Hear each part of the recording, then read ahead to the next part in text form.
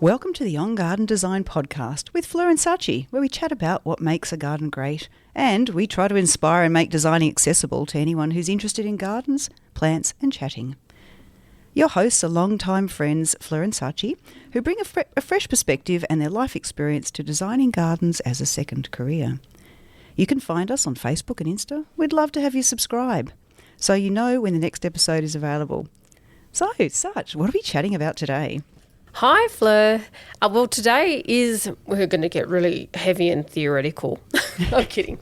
We're talking about the principles of garden design, though, which sounds like it might be a bit heavy and theoretical. But what we're going to try and do is really, I guess, unpack what matters, what's important for someone who's having a go at their garden and, you know, this might be something that they're interested in or not, or perhaps it's actually going to help people understand why when they look at particular gardens it really works and, you know, other gardens maybe not so much. That's a great point. And a lot of the time you walk into some sort of garden and you think, wow, this just works. There's this composition that seems to just flow and it talks to you. But if you don't really understand what the building blocks are and what makes up that composition, then it can be a bit more challenging. Absolutely. And particularly if you go home and you go, oh, I've seen this fantastic garden, I'm going to try and emulate it. But you have to adjust it a bit because your block's not the same. And then you end up with something that just does not have the same coherence, you know, and feel. Perhaps it's because these design principles haven't been followed in some way. That's right. And you know what? I think everybody loves a rule. They love a guideline. Hang on, we're in list. Canberra. We're in Canberra, so maybe we are talking from the Canberra perspective, being the place, the nation, you know, law-making place. And, you know, maybe it's my military background. I love a list which has a set of rules and guidelines. It says, this is your left and right of arc. This is that we want to tick off this list. And if we get that right, then we're halfway there. I have to say, though, the best bit about a list is the endorphins when you're crossing stuff off. Yes. It's not about the list itself. But anyway, so let's have a bit of a chat maybe about what are the principles of garden design? Because I think this is an interesting topic too. It's not straightforward, as I discovered when I Googled last night, because I thought I'll just refresh myself on some of this. And it is quite, not complex. It's very subjective. Let me put it that way. Subjective is the right word, and there really seems to be no definitive list. Yeah. And actually, I have to say, having come through Bachelor of Landscape Architecture and then TAFE in Diploma of Landscape Design, not one subject taught principles of landscape design as a list. And maybe that just says that, you know, it's so subjective you've almost got to come up with it yourself. Okay. I see principles as guidance because I don't think there is a hard and fast, because something that I might like that has a principle behind it might be slightly different to what you like or what you think is most important. Now, I think, though, that our listeners are hanging on saying, come on, just tell us what the principles are. Get on with it. So over to you, Fleur, to take us into a deep dive. Well, you know, here's a list. Once again, it's just a list. Yeah. Balance. Yep. Emphasis. Movement. Pattern. Repetition. Proportion. Rhythm. And variety. Now, and the premise behind each of those is that they're the techniques for composing the elements of design. Okay, so what's an element of design? Okay, let's wind it backwards. Now, the good thing about the elements of design is they tend to be agreed. So the elements of design... By whom? So it was set up by... Oh, gosh, now I can't... don't worry about who it was. Quite the person, but it was... Important person who knew what they were talking about. That's right. Someone who is a scholar in teaching the arts, generally arts design. So this is not just about garden design. This is about the whole creative art community of design. So all the different fields of art. Graphic designers, all architects. That. And so the agreed elements of design are shape, colour, space, form, line, value, texture. Right. Okay. So shape, colour, space, form, line, value, texture. Okay, so they basically, if you look at the basic building blocks of what you have to work with, that's all you start with, if that's all you have to work with, then the skill is taking those elements and applying them and composing them in different weightings or in different emphasis or whatever to come up with the principles. So the principles become kind of the art of design. Yeah. Yeah, the application. I think I get it. I think, and maybe we need to create some, and I think we will if we go in and talk a bit more about the principles, how the elements work with the principles. One thing I also found though, and I was just thinking, because you're a rule liker, I am. I thought one of the websites I found, and it was fascinating, he said there are 2 laws, you know, for garden design. And one is the law of significant enclosure.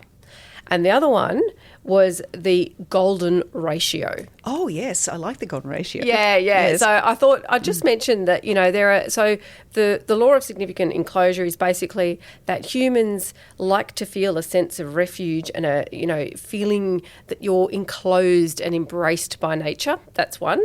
And that goes to actually having something that's above you as well as around you. And then the golden ratio, I'm going to hand to you because you love it. So you can describe what the golden ratio is, because I'm not good at the maths explanations. Now I put you on the spot. No, I can give. So it's basically the proportions of a rectangle that humans find very pleasing. Yes. That's what it boils down to. Yes. Is that the way to describe it? It is, and it generally has an application in architecture. Yes. But we can apply that in the landscape. That's right. So if you're drawing a rectangle, apparently there is a proportionate rectangle that humans find particularly pleasing. And I just realised I was so tempted to say golden triangle. We're not talking about Bermuda here. No. We're talking about the golden ratio, which is about a rectangle. But anyway, so he described them as rules or laws. And that's even stronger than principles. It sure is. Because it means they can't be broken. Yeah, that's right. Yeah. That's exactly right. But it's interesting, though, if you unpack both of those, you're really getting into what we think of as a principle of balance and scale and proportion. They are. Well, I think those laws just explain the principles very well. It says, well, that feeling of enclosure, we can all relate to that. And the idea in the garden, I think this is a way to kind of bring it into the practical side. So if you've got just standing on your deck and you've got this large, what we've called the Australian backyard, which is just basically lawn Hills hoist that meets the fence. That's right. Lawn that goes to the fence, and maybe there's a hedge around the fence to pretend the fence isn't there. Yep. So there, in that, there's no reason to step off your deck. There's nothing inviting. It's a big space, and it doesn't feel inviting as a human.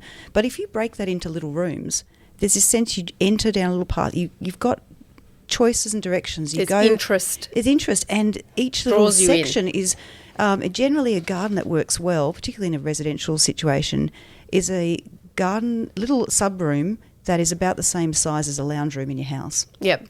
So if you're sort of thinking maybe 5 by 5 metres, then as you walk into that space, it feels like a room, and it talks to your psyche. It says, I feel safe and comfortable in here. And in fact, this website went even further. They actually said the vertical edge of a space is at least 1/3 of the length of the horizontal space that we are in. So they actually gave like proportions as well. So you can take these things to the nth degree, you know, to mathematical kind of. Can I give you an example on that one? Yeah. Because I've actually applied that maths in my garden. Yeah. So I've got this little enclave that has 2 little low walls for sitting, and in the centre is a fountain. So the fountain itself is the height of the fountain. If you lie that down in either side, that creates the edges of the square which the fountain sits in. The room. The little room. Yeah. And so as you enter that little room, it's proportional to its width and its height. Yes. And that to me works because the maths that I applied to that said that the proportions are right. This is just, and I guess I'm just thinking about, because Fleur and I were in the Southern Highlands, which is in New South Wales, on the weekend. And so often you walk into a garden and there's just a feel in certain patches of it, and you don't realise that someone might have actually been mathematically working out how to get that feel. That's right. You know, so there's a lot more to how you put a garden together is what I'm getting at. Yes, and this comes back because I was listening to a podcast the other day by the, very much on trend Tom Stewart-Smith, right, garden designer in the UK. Well, not garden design, landscape architect. Fabulous, really moving the industry forward. Now, he said that rarely is a great garden designed by an amateur homeowner. Yes. And I sort of thought about that because I thought, I've been into some nice gardens, but you know what? They're not great. And the reason is there's feelings that are created that's like it really talks about the owner's personality, but the consideration of principles is not there. That's exactly right. And in fact, I listened to a podcast, what's his name? Charlie Albo. Oh, yeah. Who's also an Australian garden designer and landscape. And he was interviewing Michael Bates, who is another garden designer, That's a landscaper. great podcast, by the way. That's right. It is a good podcast if you're interested. But he too was saying and if you want a great garden, you go to a professional. Just like you're not going to ask your mum to set your broken leg. You go to your doctor. Unless your mum's a doctor. Unless your mum's a doctor, fair enough. Yeah, no, it's a different situation. But you get the point. And it does go to how much is in something. And because our last podcast episode was about the cottage garden, cottage gardens are not as easy as they look to create, and that's because they still have these principles underpinning them. You can throw all the colour and variety and, right plants in, and they might not look like a cottage garden should. Yes. So I think we've had enough preaching about how hard it is. Perhaps we should dive into the principles that we think are important. That's true, because if principles are so important and they are ubiquitous, like they apply to any style, any country, anywhere in the world, it's a basic principle, then why are they so unagreed?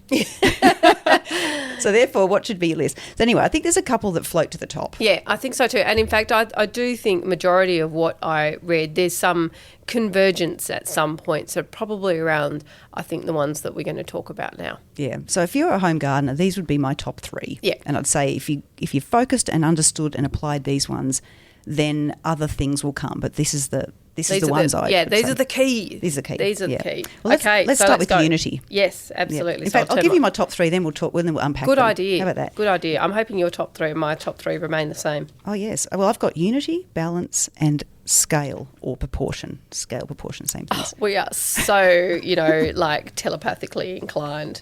I'm there. Unity, balance, proportion / scale. That's where we're at. Okay, unity. What do we mean by unity? Yeah. What is it? So to me, unity is a signal that all parts of the garden belong. Yep. And it's about working out what that signal is that creates a success or not. Yep. Right. Because I would actually describe that as all the parts contribute to the total design.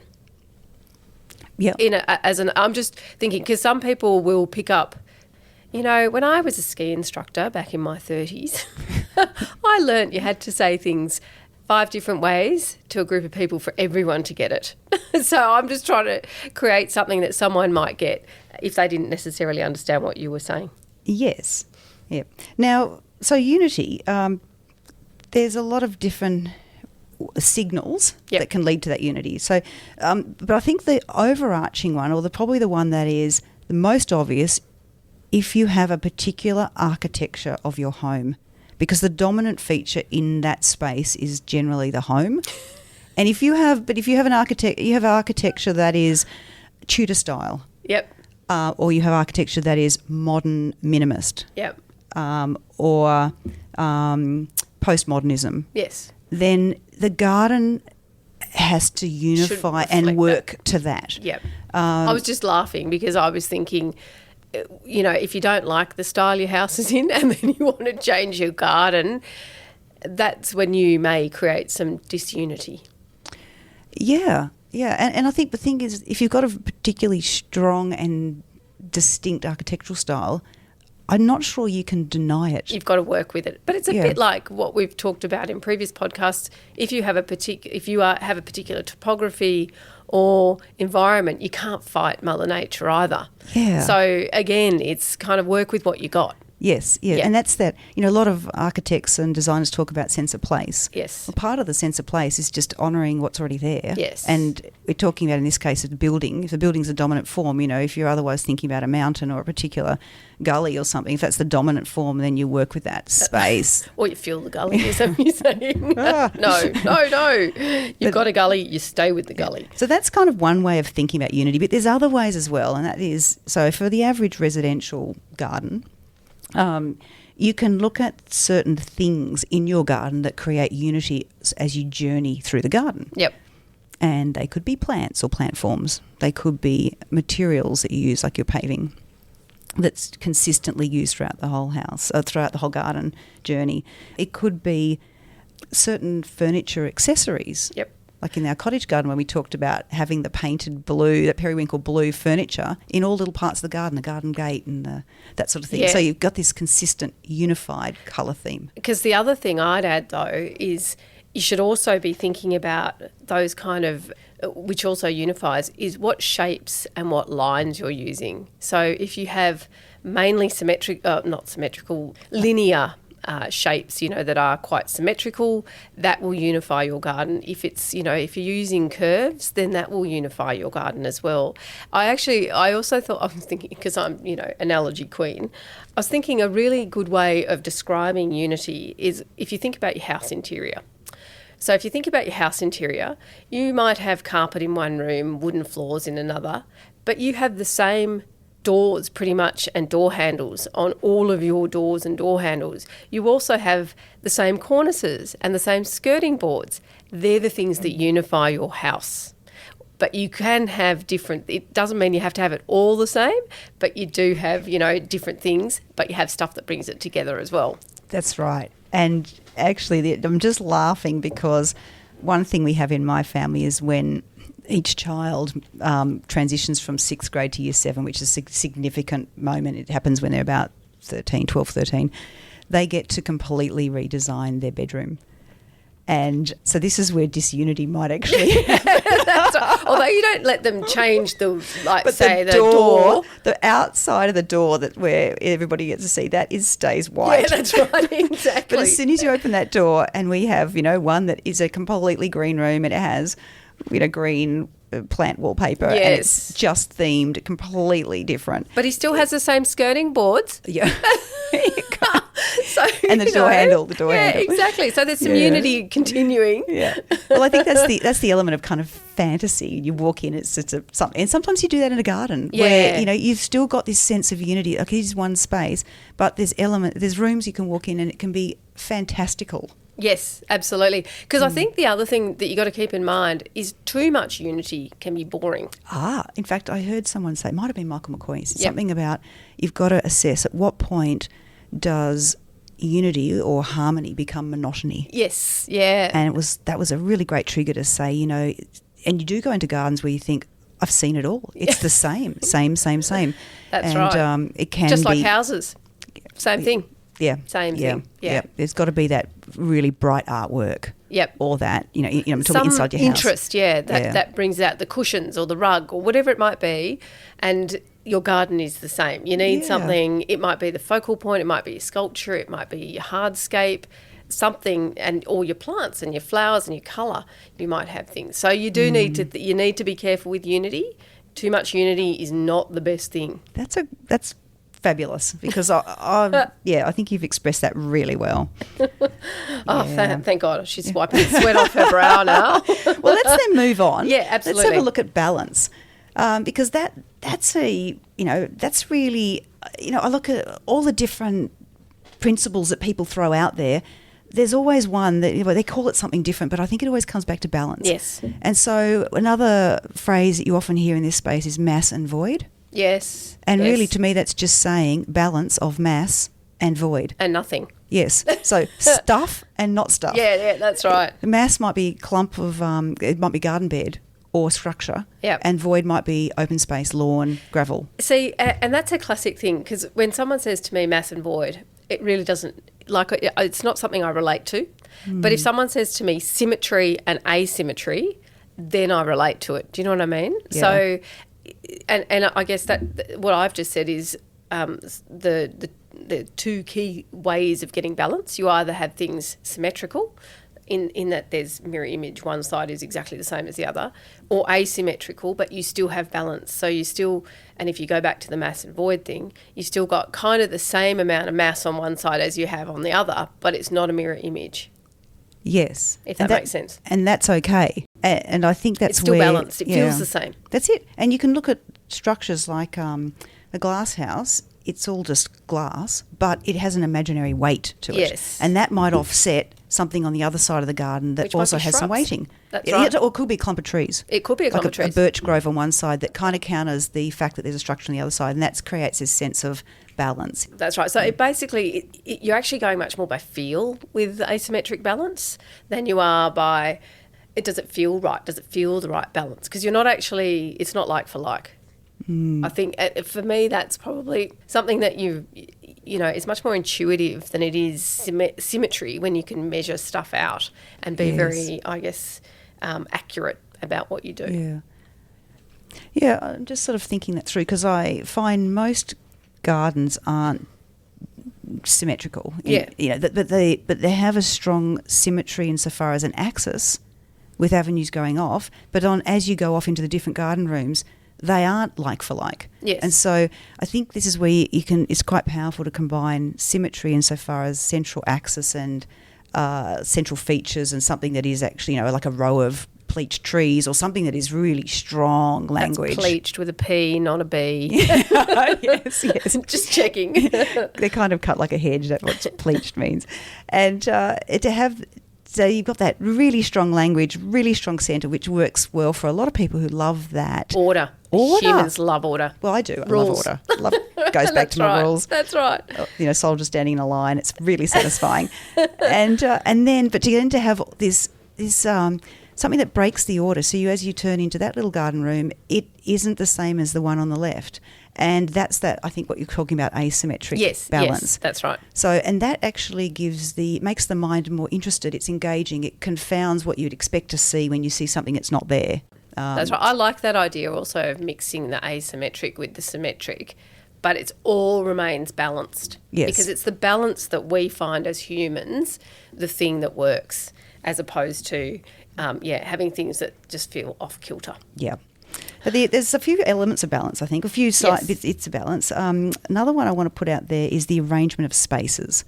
So, and some people call that the most important principle of all. They say arrangement of spaces. Well, really, it's about balancing the spaces, and it's considering how you move through that garden. So if you're in an open space, the idea of then going through an aperture, or maybe that's a walk through arbour. It's a transitional area that then takes you to another open space.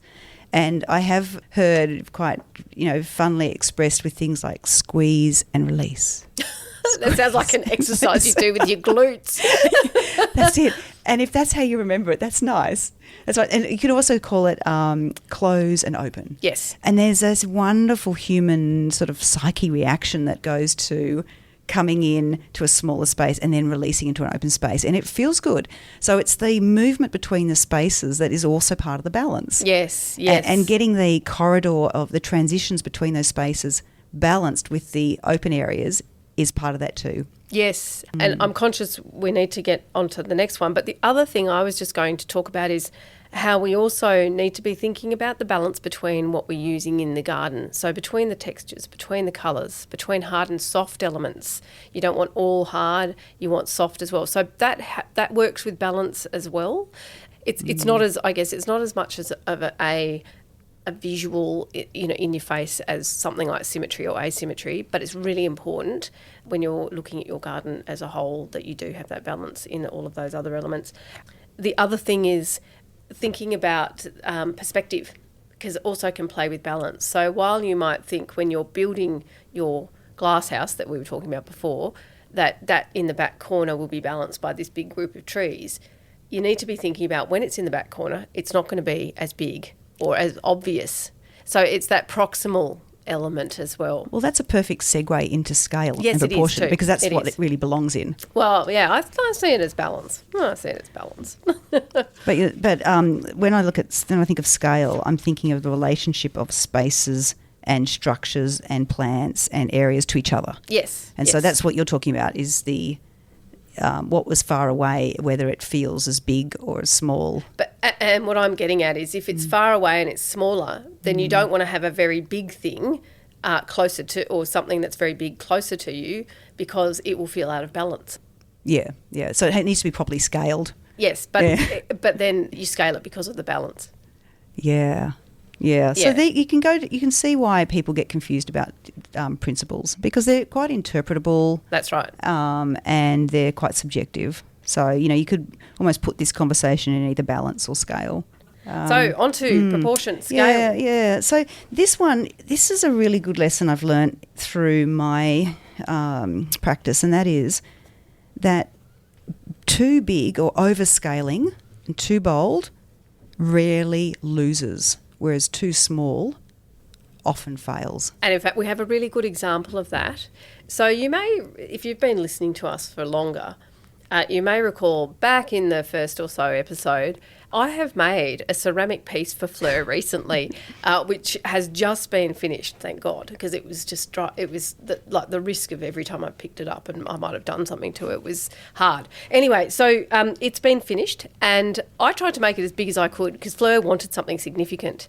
And now it's in her garden. It looks pathetically small. No, and we were talking about this before. It's a beautiful piece, and we're talking about it's about 30 centimetres at least, diameter, yeah, maybe a bit 40. more, maybe 40. And we're just saying that because I've tucked it in kind of into the foliage, and it sits in its space beautifully because it's proportional. It's got layering above it, and it does draw the eye. But if you took that same piece and you mounted it on a plinth and stuck it in the middle of the lawn, it would be lost. It'd be completely lost. Yes. So it's about picking the right size sculptures and features and putting them amongst foliage and other things that give it scale and proportion. That's right. But the same goes for plants. So you don't want lots and lots of tiny plants where you get no sense of, and then they're just towered over by massive trees. You want to be thinking about how you're using that scale and proportion in your garden as well with your plants. Yes, absolutely. So really, when I think of scale and proportion, it's relativity. It is. It's all about the relative size of things to each other. Yes. So, trees to the house, garden beds, which you often see people really, really do badly, is everything at the ground plane. Yes. So this is all part of making flat. sure we get this layered effect so that you've got the vertical side of it that kind of counterbalances the size of the house. Yes. So you need big, something that gives you that balance. Goes back to balance, doesn't it? It does, doesn't it? That's right. So this principle really overlaps with balance. One of the things that I thought was really interesting and something that gardeners need to be thinking about as well is that obviously your hardscaping needs to be in proportion to your softscaping and your house and everything as well. But the thing with hardscaping is its size is fixed, whereas your plant size is not. So you want to be thinking about the mature size of things when you're planting them, when you're thinking about getting your scale and your proportion principle right. Yeah. Otherwise you end up in a pickle. Yeah, and then once again, what we've really emphasised in previous episodes is about the balance of evergreen structures, because in wintertime, when all of that bling dies down, the proportion is completely flattened. You've got there's That's nothing right. there. So you need to have those higher evergreen things that sit there all year round and give that proportion when everything else has died off. Absolutely. If you want to come and talk design principles with me, come to my garden events in October, November. Yes. So have a look on Gardens with Fleur website and you'll see the garden events there. And we talk about how the principles apply in my garden. I'll take you on a tour. So you see the practical. You see the practical, and then you get to enjoy a beautiful morning tea as well. And that's the most important bit, because she's a pretty good cook, I have to say. I specialise in sweet things. Yes, so that's right. That's right. That's giving away Okay, our so sweet what's your key takeaways? Key takeaways for me is you've got to work out what principles are most important to you. You need to think about principles so that you actually design a garden that is pleasing, and probably that you've got to play with it, get it right, to get it right, But, play, and it's a bit of a journey, but principles are really important, and particularly for me, scale, balance and unity. Yeah. And how about you? Well, I think I'll just emphasise what you've said. It's the key issue there is that if you don't put some academic rigour into designing your garden, it won't be as great as it could be. It might not even be academic. It just might be some rigour. I think we might leave it on that note, and give us a follow on Spotify or Apple Podcasts or wherever you listen to your podcasts, and we'll talk to you next time. Fabulous. Bye See you for later. now. Bye. If you feel you're getting value, inspiration and joy from your time with us, please consider buying us a coffee. You can do this through our Insta and Facebook bios. It would be such a validation for what we do.